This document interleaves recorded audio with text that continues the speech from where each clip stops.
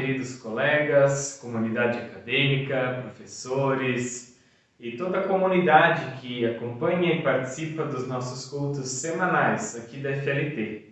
Sejam todos muito bem-vindos e que possam se sentir acolhidos na nossa comunidade, aqui de maneira online, que também é a realidade que todos nós temos agora. Quero saudar cada um de nós com o texto bíblico previsto para essa semana, que se encontra na segunda carta de Paulo a Timóteo, capítulo 1, versículo 10. Eu vou fazer a leitura. E manifestada agora pelo aparecimento de nosso Salvador, Cristo Jesus, ele não só destruiu a morte, como trouxe à luz a vida e a imortalidade, mediante o Evangelho. Eu fiquei pensando e meditando um pouco sobre esse versículo e também olhei o contexto que ele está inserido. Essa primeira parte da carta é o momento em que Paulo está trazendo um incentivo para o Timóteo, uma palavra de motivação, tanto que na linguagem, na tradução de NVI, o título dessa perícope, no primeiro capítulo, se chama Um Incentivo à Fidelidade. E isso é muito especial, porque nós temos passado por tempos diferentes daquilo que a gente está acostumado, mas por outro lado também tem se tornado um novo normal, que trouxe inúmeras mudanças. E, de fato, nós, nessas mudanças, precisamos também estar motivados e nos apegar a essa graça que o texto fala, que é manifestada em Jesus, e precisamos ficar fiéis nessa graça. Só que isso não é possível através das nossas forças, e isso o texto também diz nos versículos anteriores, que não é por nossas obras que nós temos acesso a essa graça. E aí, desses versículos anteriores, eu quero destacar o versículo 7, que diz: porque Deus não nos deu espírito de covardia, mas de poder, de amor e de moderação. Que, de fato, isso possa ser uma realidade na nossa vida, de maneira presencial em nós, não somente de maneira virtual, talvez na nossa imaginação, ou só de uma maneira abstrata, mas que isso possa estar de fato no nosso coração e que possamos ser conduzidos por esse espírito de amor, espírito de poder, espírito de moderação. E é interessante que o versículo 10, ele fala que nos trouxe à luz a vida e a imortalidade, ou a vida eterna, a eternidade. E eu fiquei pensando também que essa esperança da eternidade precisa estar firme no nosso coração e na nossa mente, precisa estar sempre no nosso horizonte, mas também saber que a graça de Deus já é real aqui e hoje, e que aqui hoje nós temos esse espírito de amor, poder e moderação, também tem implicações para a nossa vida.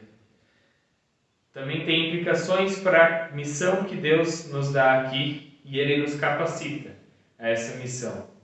E às vezes são coisas tão simples para o nosso testemunho. Por exemplo, o uso da máscara, cuidar com distanciamento, essa questão de aglomeração. Isso já é um testemunho de amor à vida que nos foi presenteada e também de amor à vida do próximo. E que isso possa estar permeando a nossa semana e as nossas reflexões também. Quero também convidar para um momento de oração. Ali onde você está agora, baixe sua cabeça, vamos nos concentrar para estarmos falando com o nosso Deus. Oramos. Pai de amor, muito obrigado pelo dia de hoje, muito obrigado por nossas vidas, muito obrigado que a Tua misericórdia se renovou sobre nós hoje. Obrigado por essa Tua graça maravilhosa, obrigado que Tu nos concede um espírito de poder, de amor e de moderação, que Ele possa continuar nos guiando, nos fortalecendo na realidade que nós estamos vivendo agora. Senhor, entregamos nas Tuas mãos esse momento de culto, que seja para a honra e glória do Teu nome, mas, Senhor, que Tu também possas edificar as nossas vidas através da leitura e da meditação na Tua Palavra. Que possamos aprender um pouco mais de Ti a cada dia, Senhor. Senhor, tudo isso nós entregamos e também o restante desse dia deixamos nas Tuas mãos e sob o Teu cuidado. Nós oramos no nome do Teu Filho, Jesus Cristo, nosso Senhor e Salvador. Amém.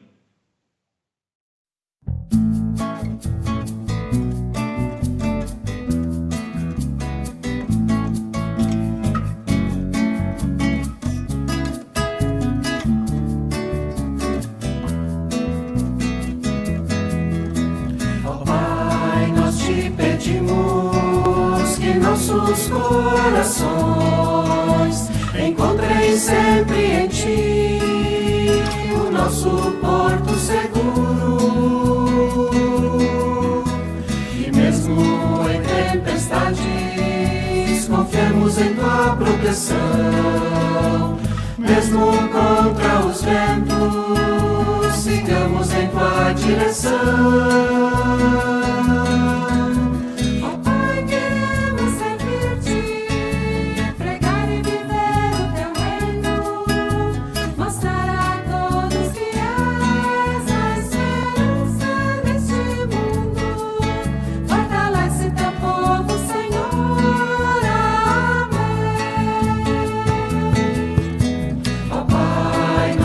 Pedimos que nossos corações encontrem sempre em Ti o nosso porto seguro,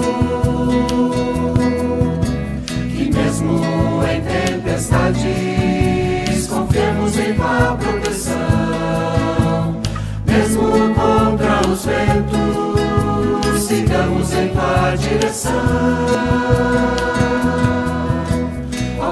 Queremos servir-Te, pregar e viver o Teu reino, mostrar a todos que és a esperança deste mundo. Fortalece Teu povo, Senhor. Amém. Amém.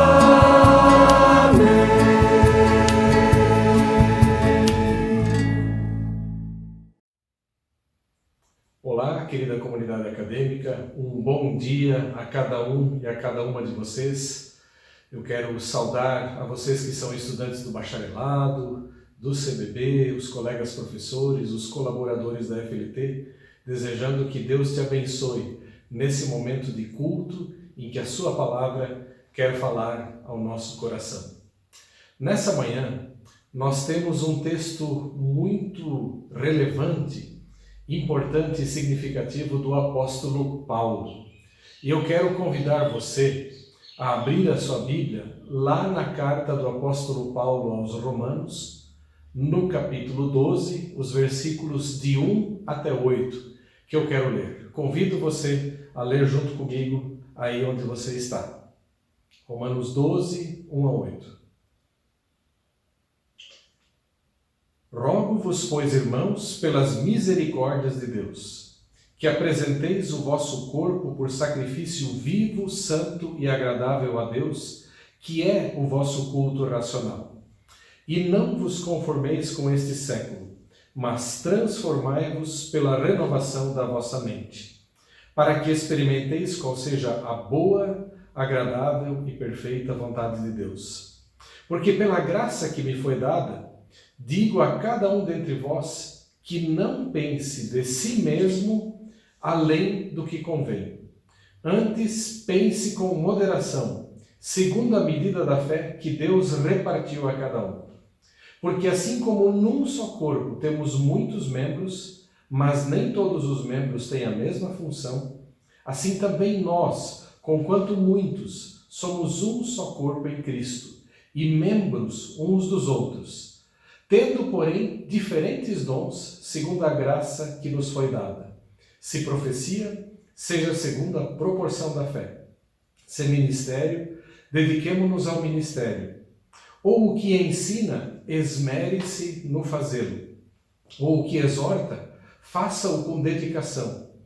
O que contribui, com liberalidade. O que preside, com diligência. E quem exerce misericórdia, com alegria. Até aqui a palavra do Senhor. O capítulo 12 de Romanos, meus queridos irmãos e irmãs, ele introduz aquilo que a gente chama de um trecho da carta aos Romanos que contém as exortações fraternas que Paulo faz aos cristãos de Roma e, por extensão, aos cristãos de todos os tempos, né? Depois de explicar com detalhe como é que funciona essa questão de alguém chegar a Cristo, conhecer o Evangelho, ser justificado a partir da obra de Cristo, receber o Espírito Santo, passar pela realidade do batismo, o Paulo então mostra que esse Evangelho de Jesus não fica sem implicações para a nossa vida de fé. Aonde o Evangelho passa na vida de uma pessoa, as coisas mudam. Um rastro de mudanças bem concretas se torna visível na vida dessas pessoas, né? E o trecho que nós lemos, especialmente os versículos 1 e 2 do capítulo 12, nos quais eu quero me concentrar um pouquinho mais e pontuar alguns aspectos a nós, eles contêm como que uma espécie de diretrizes gerais da ética no apóstolo Paulo, né? Onde ele mostra aquilo que é essencial, aquilo que muda na vida das pessoas a partir do momento que ela conhece o Evangelho. Então, a partir desse texto, principalmente a partir dos versículos 1 e 2, eu quero pensar alguns aspectos, né? O que acontece na vida de uma pessoa quando o Evangelho toma conta, né? E quando a pessoa começa a viver dentro de uma ética cristã, né? Qual é a característica de uma ética cristã, né? O que faz do comportamento dos cristãos ser tão diferente de outros comportamentos, né? O que é tão diferente na motivação deles? O que é tão diferente no jeito deles conceberem as coisas? Nesses versículos o Paulo coloca alguns aspectos, né? E o primeiro deles, que eu considero o mais importante, é esse. O Paulo começa dizendo: rogo-vos, pois, irmãos, pelas misericórdias de Deus. Rogo-vos, pois, irmãos, pelas misericórdias de Deus. Antes de o apóstolo Paulo começar a entrar no detalhe de como deve ser a vida, o comportamento de um cristão, ele lembra que o ponto de partida de tudo para nós que somos cristãos não é um imperativo de uma lei que nos ordena fazer uma coisa que nós não somos e não conseguimos fazer, mas que o ponto de partida de tudo o que nós como cristãos fazemos se chama misericórdias de Deus. O que o apóstolo Paulo quer dizer com misericórdias de Deus? Na verdade, essa expressão resume tudo o que nós cristãos recebemos gratuitamente de Deus através do Evangelho. A expressão misericórdias de Deus significa: você é alguém que tem muita culpa, mas teve a sua culpa perdoada por conta do que Cristo fez na cruz. Você é uma pessoa que, por natureza, tem tendências humanas horríveis e terríveis. O teu coração é tremendamente egoísta, mas você já conheceu o Evangelho. E o Evangelho está libertando você do teu maior aprisionador, você mesmo. As suas culpas, o seu jeito egoísta de ser, que não te deixa praticar aquilo que deveria ser praticado, mas que te leva a fazer tudo sempre só pensando em você. Paulo lembra: você já experimentou as misericórdias de Deus. Você já tem Cristo. Você já recebeu o Espírito Santo morando em você. Você já foi batizado para dentro do corpo de Cristo. Você foi inserido na sua morte e na sua ressurreição. E isso é misericórdia de Deus. Ter sido inserido na morte e na ressurreição de Jesus significa o teu velho jeito de ser pecador foi sepultado junto com Jesus. E Cristo já deu a você uma nova natureza. Você é uma nova criatura em Jesus Cristo. Significa viver das misericórdias de Deus e partir para a vida do dia a dia como um filho de Deus, uma pessoa renascida em Cristo Jesus, como uma pessoa regenerada, significa que o Evangelho é o ponto de partida para todas as coisas. Significa que nós não temos que fazer o que nós não somos e não conseguimos fazer, mas que já nos foi dada em Cristo e na presença do Espírito Santo a capacitação para viver uma vida agradável à vontade de Deus, o nosso Criador e Redentor, em Jesus Cristo. E aqui tem uma diferença nessa expressão misericórdias de Deus. Eu considero bem importante, justamente no nosso cenário pluralista pós-moderno, lembrar que aqui está a diferença, pessoal, entre ser cristão e todas as demais religiões, ideologias e filosofias e formas de sabedoria humana. Todos os sistemas filosóficos, sapienciais, ideológicos e religiosos não cristãos, eles estão cheios de preceitos e ordens. A gente fica por todos os cantos sabendo o que a gente tem que fazer. O que a gente tem que fazer está claro. Mesmo o Espiritismo, ele tem uma moral extraordinária. Ele exige nada menos do que o amor em todas as circunstâncias. Viva a caridade em meio a tudo que você faz. Ele também diz com clareza o que a gente precisa fazer. Mas nenhum dos sistemas religiosos e filosóficos, nem ideológicos, que só exigem que você faça, que prescrevem o que fazer e como fazer, nenhum deles te dá condições de fazer. Nenhum deles te liberta da escravidão do teu pecado, do teu egoísmo, que te aprisiona e te impede de fazer o bem que está sendo prescrito por esses sistemas religiosos e filosóficos. E aqui o ponto de partida da ética cristã é uma coisa fantástica. Você já tem Cristo. E agora que Cristo quer que toda a sua vida esteja à disposição dele, não é porque você precisa fazer uma coisa que você não tem condições.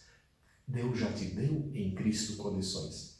Você já é uma nova criatura. E isso é fantástico. Essa é a diferença que a gente não pode perder de vida.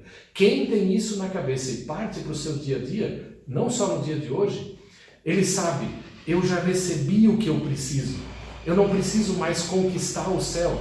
Eu não preciso mais fazer boas obras para merecer qualquer coisa.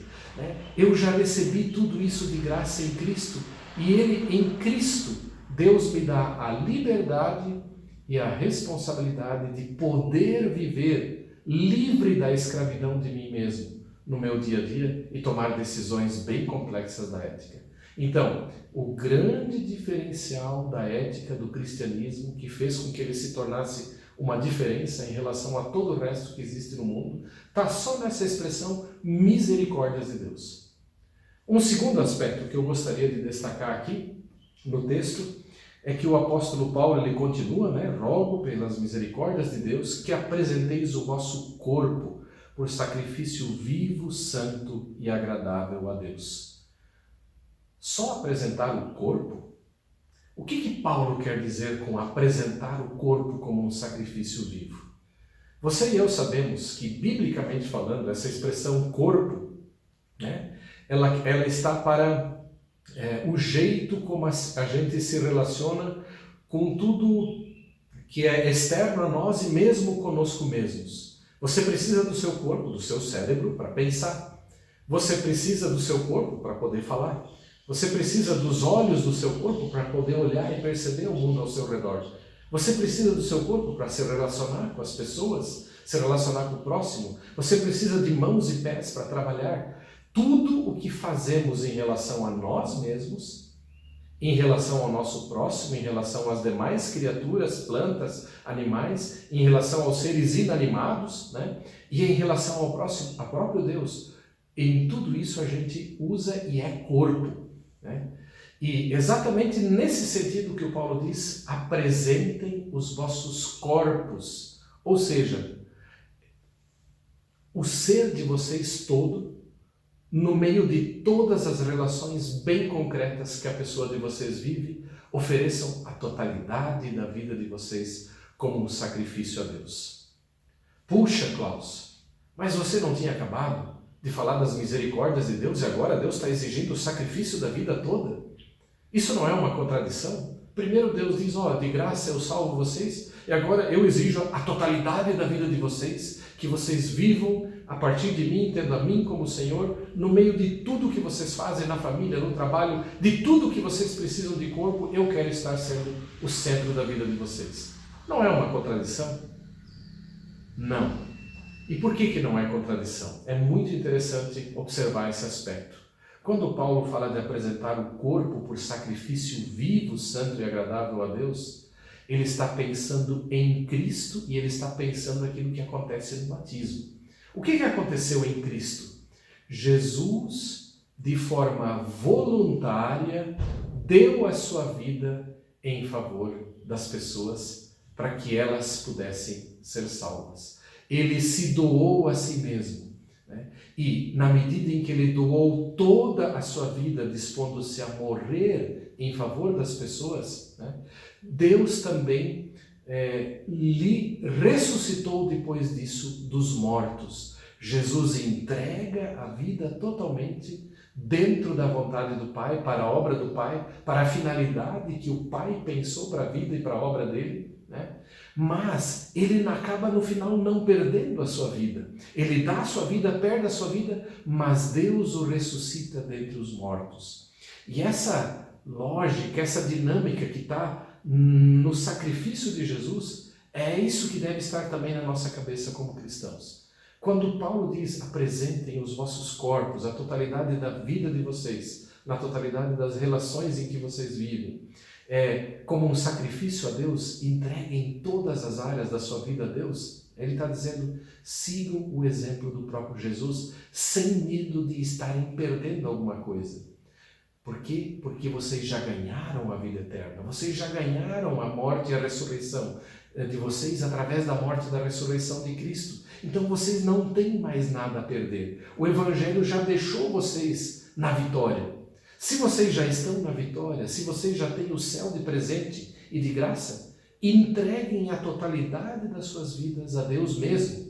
Isso significa, coloca a tua vida como sacrifício a Deus mesmo. Dedica teu tempo, teus dons, todos os teus talentos, os teus recursos, né? A totalidade do teu viver para se dedicar a Deus. A vontade de Deus é o próximo, né? Sirva a Ele em meio a tudo o que você faz. Mas aí eu não vou estar vivendo o meu ideal de autorrealização. É verdade, você não vai estar vivendo o teu ideal de autorrealização. A ilusão do ideal pós-moderno e tipicamente humano de autorrealização é que eu retenho a minha vida para mim mesmo e não dou nada para os outros. Eu vivo conforme eu quero. Mas já Jesus ensinou que aquele que retém a sua vida para si, no final a perde, a desperdiça. E aquele que segue, digamos assim, a lógica da oferta voluntária da vida para a causa que Deus pensou desde o começo, é esse que no final ganha a sua vida. Quem quiser perder a sua alma, né, quem estiver disposto a perdê-la, ganha-la. Mas quem não quiser perder a sua alma, perdê-la. É essa lógica que também faz parte dessa vida dedicada a Jesus, né? Então, para finalizar, e vejam que eu só explorei poucos aspectos desse texto, né? O que é a vontade de Deus para nós aqui no curso de teologia? Gente, vamos dedicar a nossa vida ao Evangelho, sim. Vamos nos dispor como Jesus, mesmo que custe lágrimas, que seja uma luta como Jesus teve no Getsemane. Vamos entregar nossa vida ao senhorio de Jesus Cristo, assumir todos os riscos. Nesse mundo que exige decisões complexas, vamos tomar decisões a partir dos parâmetros da palavra de Deus, nos deixando nortear e estando sim dispostos ao sacrifício. Mas nós não temos nada a perder. Vamos perder, sim, aparentemente tudo, toda a nossa vida. Inclusive, Jesus exige a disposição ao martírio, né? Quem não estiver disposto a carregar a cruz A minha cruz sobre si não é digno de mim. Né? Disposição até ao martírio ele exige. Mas tem ressurreição, tem novos céus e nova terra, tem vitória. Nada mais pode nos separar do amor de Deus revelado em Jesus Cristo. Né? Se isso é a realidade dentro da qual você vive, gente, vamos nos dispor a doar toda a nossa vida, né? Sem agora também nos tornarmos escravos da política de hoje em dia, sem nos tornarmos escravos de ideologia, sem nos tornarmos escravos do politicamente correto. Né? Se tivéssemos um pouco mais de tempo, poderíamos explorar esse processo de não se conformar com esse século, mas se deixar transformar pela palavra. Nós cristãos vivemos inconformados com os valores desse século e arriscamos sim a viver valores diferentes, uma contracultura. Né? Nós arriscamos emitir juízos críticos sobre valores éticos que contradizem o Evangelho. Por quê? Porque nós queremos advertir as pessoas que esses valores que contradizem o Evangelho são autodestrutivos. Né? E aqui nós temos uma importante função de sal e luz como cristãos. Né? Então, que Deus possa dar a você as forças para viver dentro desse Evangelho, se deixar dirigir pelo Espírito de Deus, sempre lembrando das misericórdias de Deus, que é a razão maior pela qual você já pode ser diferente a partir de Cristo. Que Deus te abençoe. Amém.